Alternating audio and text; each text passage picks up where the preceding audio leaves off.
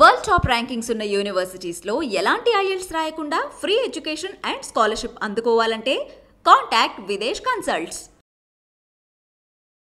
నమస్తే, welcome to I dream. నేను మహేశ్వరి. యుక్త వయసులో పిల్లలు అఫైర్లో ఉండటం, ఈ వార్త మనం ఈ మధ్యకాలంలో ఎక్కువగా చూస్తున్నాం. ఏంటి అంటే 8th class 9th class students కూడా వాళ్ళు ఎందుకు ఈ అఫైర్లో ఉంటున్నారు అన్న చర్చ కూడా చాలా సందర్భాలలో విన్నాం.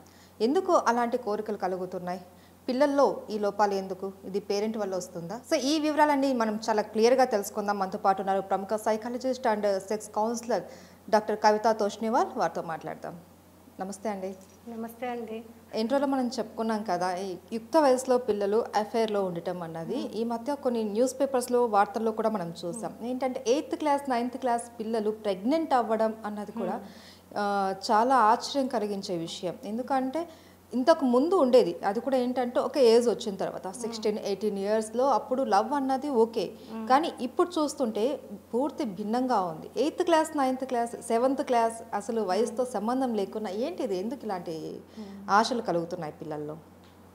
సో యాక్చువల్లీ ఇది చాలా బర్నింగ్ టాపిక్ అండి, సొసైటీలో నడుస్తుంది. సో ఎందుకు అనే క్వశ్చన్కి నేను ఆన్సర్ ఫస్ట్ ఏం చెప్తానంటే, first thing is because of hormones. Okay, వాళ్ళకి ఈ లవ్ అఫైర్ అనేది డోపమిన్ రిలీజ్ చేస్తుంది. ఆ డోపమిన్ రిలీజ్ చేస్తే they feel good, they feel happy, right?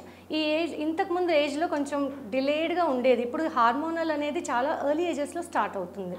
So when they are having this, ఈ హార్మోన్ రష్ వచ్చినప్పుడు వాళ్ళకి ఒక సపోర్ట్ కావాలి, వాళ్ళకి ఒక అఫైర్, ఒక లవింగ్గా, మాట్లాడింగ్గా, కేరింగ్గా ఉండేవాళ్ళు కావాలి అనిపిస్తుంది.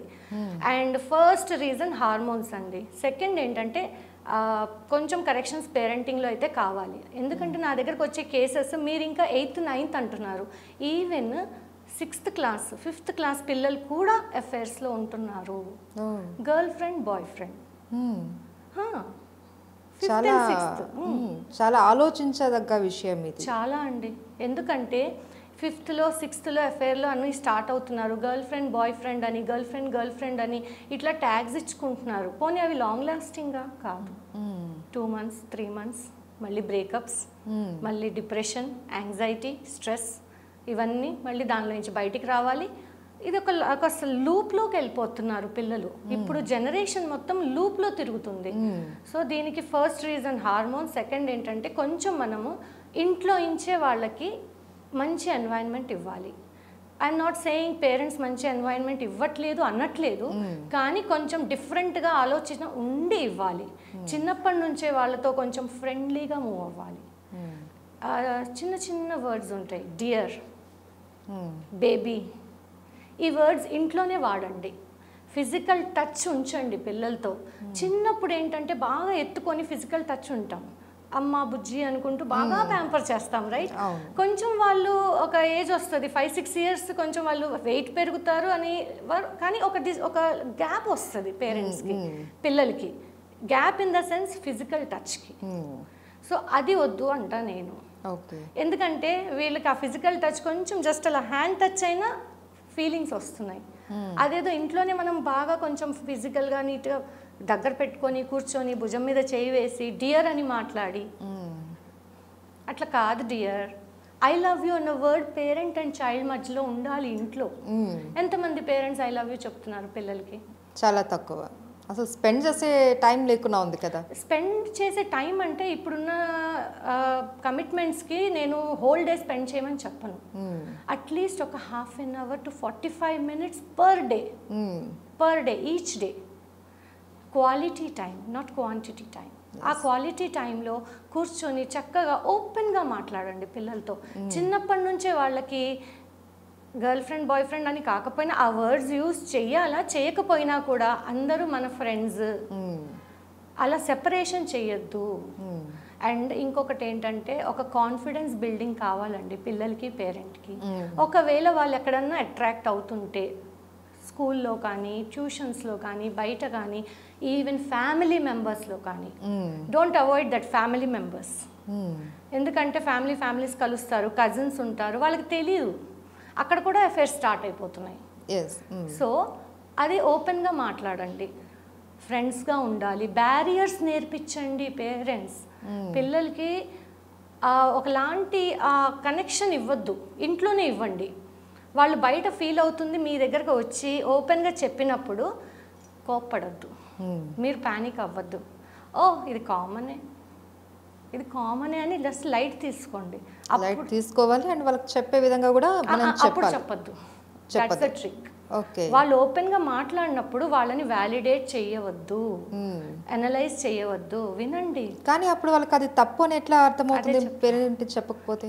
చెప్పాలి పేరెంట్, కానీ వాళ్ళు మాట్లాడినప్పుడు చెప్పొద్దు అంటున్నా. ఓకే. పేషెన్స్గా కళ్ళల్లో కళ్ళు పెట్టి మాట్లాడండి, భయంతో మాట్లాడొద్దు. అమ్మో నా పిల్లలు ఏదో ఎఫ్ఐఆర్లోకి వెళ్ళిపోతున్నారు, ఎవరో నచ్చేసారంట వీళ్ళకి, వద్దు. ఆ ఎగ్జైట్మెంట్ చూపించొద్దు. ఆహా ఓకే అట్లా ఇవ్వండి, జస్ట్ స్మాల్ సైన్స్. దాని తర్వాత ఏం చేయాలి, ఆ టాపిక్ని అక్కడే వదిలేసేయండి. ఆఫ్టర్ సమ్ టైం మేబీ ఒక రోజు గ్యాప్ ఇవ్వండి. మీ కనెక్టివిటీని బట్టి, కంపాటబిలిటీని బట్టి టైం గ్యాప్ తీసుకోండి. మళ్ళీ మాటల్లో ఓకే ఇట్లా అన్నావు కదా మొన్న, దానికి ఇట్లా కాదులే, ఇవన్నీ కామన్ ఈ ఏజ్లో. కానీ ఫస్ట్ మీరు ఏం చేయాలి, ఫ్రెండ్స్గా ఉండండి, కెరియర్ మీద డిస్కషన్స్ కెరియర్ మీద చేసుకోండి, చదువు మీద చేయండి, ఎక్స్ట్రా కరికులర్ మీద మాట్లాడుకోండి, తప్పేం లేదు, నీకు నచ్చటం తప్పులేదు. అండ్ హార్మోన్స్ గురించి ఎక్స్ప్లెయిన్ చేయండి మీ పిల్లలకి. దానికి ఫస్ట్ మీకు తెలియాలి అసలు హార్మోన్స్ ఏంటి అట్లా. సో బిట్ ఆఫ్ ఎడ్యుకేషన్ పేరెంట్స్కి కావాలి, ఇటు స్కూల్కి కూడా కావాలి. ఎందుకంటే కొన్ని స్కూల్స్లో only they are concentrating on education, studies. But మీరు అప్పుడప్పుడు వాళ్ళకి కౌన్సిలింగ్ ఇవ్వండి. ఇవన్నీ కామన్, సెపరేట్ చేయొద్దు, గర్ల్స్ బాయ్స్ని సెపరేట్ చేయొద్దు, దానివల్ల వేరే ప్రాబ్లమ్స్ వస్తున్నాయి. సో బెటర్ ఏంటంటే కొంచెం ఓపెన్నెస్ ఈజ్ ఇంపార్టెంట్. అయితే ఇప్పుడు కొంతమంది పిల్లలు ఓపెన్ అవుతారు వాళ్ళ పేరెంట్స్ దగ్గర, బట్ కొంతమంది ఓపెన్ అవ్వరు. సో పేరెంట్ ఎలా తెలుసుకోవాలి, ఓకే మా అబ్బాయి ఏదో ఆలోచనలో ఉన్నాడు, సమ్ ఏదో అఫైర్లో ఉన్నాడు, లేకంటే ఒక గర్ల్ ఫ్రెండో బాయ్ ఫ్రెండో ఉన్నారు అన్నది మనం ఎట్లా తెలుసుకోవాలి? అప్పుడు ఏం చేయాలంటే అదే చిన్నప్పటి నుంచి ఉంచాలి, చిన్నప్పటి నుంచి ఆ క్లోజ్నెస్ ఉంచాలి. అది ఓకే ఫామ్ అవ్వలేదు, అప్పుడు ఏం చేయాలి, స్టార్ట్ చేయండి క్లోజ్నెస్, స్టార్ట్ చేయండి. నెవర్ ద లేట్, ఎప్పుడు లేట్ కాదు. క్లోజ్నెస్ స్టార్ట్ చేయండి, ఒకలాగా మంచి అట్మాస్ఫియర్లోకి వెళ్ళండి. ఆటోమేటిక్గా పిల్లలే ఓపెన్ అవుతారండి, పిల్లలే ఓపెన్ అవుతారు. ఏ రోజైతే మీరు పిల్లలకి కాన్ఫిడెన్స్ ఇస్తారో, మా మమ్మీ డాడీ ఏమనరు, నేను ఏది చెప్పినా యాక్సెప్ట్ చేస్తారు, దట్ డే మీరు బ్యాటిల్ గెలిచినట్టేనండి. అండ్ మేడం ఇంకొక డౌట్ ఏంటంటే, వీళ్ళు ఇప్పుడు ప్రజెంట్ ఎవరైతే మీరు చెప్తున్నారో మీ దగ్గరకు వచ్చాయి కొన్ని కేసెస్ అనేసి అన్నారు కదా, వాళ్ళ మానసిక స్థితి ఎలా ఉంటుంది? వన్స్ ఒకవేళ ఇది తప్పు ఇలా ఉండకూడదు, మీరు చెప్పిన విధంగా పేరెంట్ కావచ్చు, స్కూల్లో కావచ్చు, మీరు కావచ్చు, ఒక కౌన్సిలింగ్ అయిన తర్వాత వాళ్ళ మైండ్ సెట్ ఎలా మారుతుంది? తర్వాత వాళ్ళు ఏమైనా ప్రెజర్ ఫీల్ అవుతారా దాని నుంచి బయట రావడానికి? ఫస్ట్ ఆఫ్ ఆల్ నేను ఇది తప్పు అని చెప్పద్దు. మీరు చేస్తుంది తప్పు అని పాయింట్అవుట్ చేయొద్దు. ఆ ఏజ్లో వాళ్ళకి తప్పు అనే వర్డ్ నచ్చదు, వాళ్ళే కరెక్ట్ అనుకునే ఏజ్ అది. అవును. కానీ మనం ఆ ఏజ్లో నుంచి బయటకు వచ్చేసాం కదా, సో మనకు తెలియాలి. తప్పు అని చెప్పొద్దు, నేను స్టార్టింగ్లో అదే చెప్పాను. తప్పు అని మనం వాళ్ళకి చెప్పకపోవచ్చు, బట్ కౌన్సిలింగ్ ఇచ్చిన తర్వాత వాళ్ళ పరిస్థితి ఎలా ఉంటుంది? కౌన్సిలింగ్ ఇచ్చిన తర్వాత చాలా చేంజ్ వస్తుందండి పిల్లల్లో. ఎందుకంటే మేము కౌన్సిలింగ్ ఇచ్చేటప్పుడు వాళ్ళకి చెప్తాము, fine girl friend boy friend కాదు, మీరు ఫ్రెండ్స్. ఓకే నీకు కొంచెం సాఫ్ట్ కార్నర్ ఎక్కువైంది అంతే, ఆ సాఫ్ట్ కార్నర్ని ఎట్లా వాడుకోవాలి అని కొన్ని టిప్స్ చెప్తాము. మా దగ్గరకు వస్తే కొన్ని టిప్స్ చెప్తాము, వాళ్ళకి కెరియర్ మీద వాళ్ళకి ఫోకస్ వచ్చేటట్టు వాళ్ళని మౌల్డ్ చేస్తాం. అలాంగ్ విత్ ఫ్రెండ్షిప్ కెరియర్ కూడా ఇంపార్టెంట్ అనే మౌల్డింగ్ రావాలి ఇక్కడ. ఏంటంటే బేసిక్గా సొసైటీలో ఎట్లుందంటే 10th వచ్చేదాకా కెరియర్ మీద ఫోకస్ ఉండట్లేదండి. అప్పటి నుంచి పేరెంట్స్ కెరియర్ అని వాడుతున్నారు. చిన్నప్పటి నుంచి ఎక్స్ప్లెయిన్ చేయండి, కొన్ని స్ట్రీమ్స్ ఎక్స్ప్లెయిన్ చేయండి, ఇలా చదివితే ఇట్లా ఉంటుంది, బిజినెస్ ఇట్లా ఉంటుంది. Open communication is important on everything. Dining టేబుల్లో కూర్చున్నప్పుడు టీవీ చూడొద్దు, డిస్కషన్ చేసుకోండి. Discussion, I'm saying discussion, not only talking. మీరు ఒక పాయింట్ చెప్పి వదిలేయండి, వెయిట్ చేయండి పిల్లల దగ్గర నుంచి వచ్చే ఆన్సర్, పిల్లల దగ్గర నుంచి వచ్చే క్వశ్చన్స్. ఏ రోజైతే పిల్లలు మనల్ని చాలా క్వశ్చన్స్ వేస్తారో ఆ రోజే మనం బాగా పేరెంటింగ్లో ఉన్నట్టు. ఓకే. అదే పిల్లలు క్వశ్చన్ చేయట్లేదు అనుకోండి, అక్కడ కొంచెం ప్రాబ్లం ఉన్నట్టే, పిల్లలు నెగ్లెక్ట్ కనిపిస్తుంది అక్కడ. పేరెంట్ నెగ్లెక్ట్ అంటే మళ్ళీ ప్రాబ్లం అవుతుంది. కొంతమందికి తెలియదు కదండి. కొంతమంది పేరెంట్స్ చదువుకున్న వాళ్ళు కాకపోవచ్చు, అంత అందరికి. అందుకే నేను వెరీ క్లియర్ గా చెప్తున్నాను, ఓపెన్ స్కూల్లో కూడా ఉండాలి.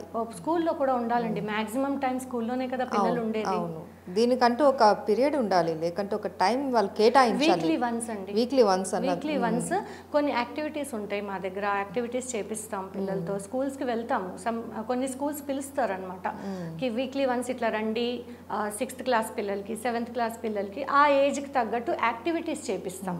అండ్ హార్మోనల్ ఇంబ్యాలెన్స్ వల్ల కూడా ఇలా అవుతుంది అని అన్నారు కదా, కొన్ని రకాల హార్మోన్స్ వల్ల. హార్మోన్స్ రష్ ఉంటుంది, రష్ అన్నారు కదా, మరి దాన్ని కంట్రోల్ చేసుకోవడానికి మీరు ఎలాంటి టిప్స్ చెప్తారు? హ్యాపీనెస్ ఇంట్లో ఇవ్వండి మ్యాక్సిమం. అంతే, హ్యాపీ హార్మోన్ అనేది వాళ్ళు బయట వెతుక్కుంటున్నారు, అది ఇంట్లో క్రియేట్ చేయండి. ఓన్లీ సొల్యూషన్ ఈజ్ ఇంట్లో క్రియేట్ చేయండి. ఒకవేళ అలా చేయలేకపోతే అట్లీస్ట్ ఒక కౌన్సిలర్ హెల్ప్ అయితే అవసరం. ఎందుకో చెప్పనా, ఇప్పుడేమో ఎఫ్ఐఆర్లు అంటున్నారా, 6th-లో 7th-లో ఒక ఎఫ్ఐఆర్, 9th-లో ఒక ఎఫ్ఐఆర్, 10th-లో ఒక ఎఫ్ఐఆర్. అంటే ఎన్ని ఎఫ్ఐఆర్లు వచ్చినాయి? 3-4 వచ్చేస్తాయి. 3-4 కాదండి, 3-4 చాలా మినిమం నంబర్ మీరు చెప్తుంది.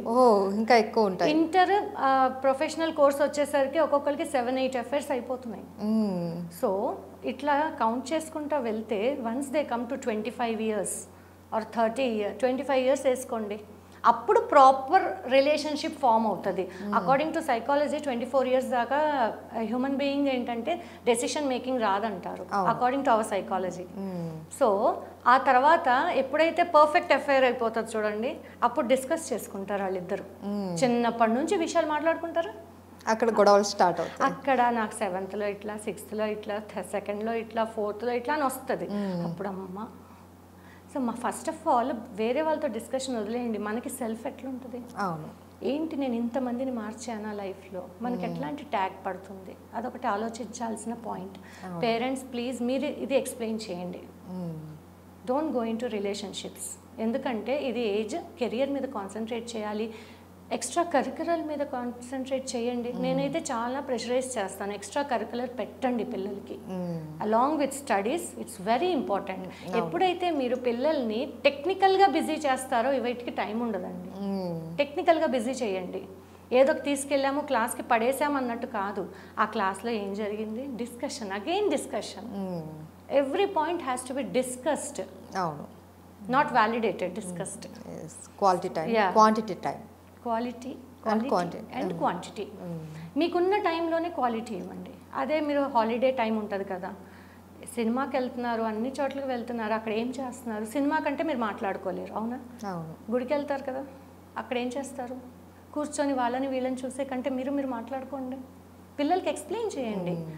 అరే లైఫ్లో ఇంతమంది ఆల్రెడీ అఫైర్స్లో ఉండే పిల్లలకి ఎక్స్ప్లెయిన్ చేసే విధానం చెప్తున్నానండి. ఓకే, మీకు ఇంతమంది అఫైర్స్ ఉన్నారు, రేపన్న రోజు మీరు మిమ్మల్ని మీరే ప్రశ్నించుకోవాలి, అయ్యో ఎందుకు నేను ఇంతమందిని ఫాలో అయ్యానని మీకే షేమ్ వస్తుంది, అది రియలైజేషన్ ఇవ్వాలి. అండ్ ఏజ్కి తగ్గట్టు మాట్లాడండి పిల్లలతో, ఫ్రెండ్లీగా మూవ్ అవ్వండి. సో నా ప్రకారం అయితే గర్ల్స్కి ఫస్ట్ బాయ్ ఫ్రెండ్ ఫాదరేనండి, బాయ్స్కి first girl friend mother. So form చేయండి, ఆ రిలేషన్షిప్ ఫామ్ చేయండి. Every time I pressurize on relationship forming. చిన్నప్పటి నుంచి అండి, బేబీగా ఉన్నప్పటి నుంచే, కొంచెం అండర్స్టాండింగ్ ఉన్నప్పటి నుంచే స్టార్ట్ చేయండి. Okay, right. Thank you so much madam. Thank you అండి.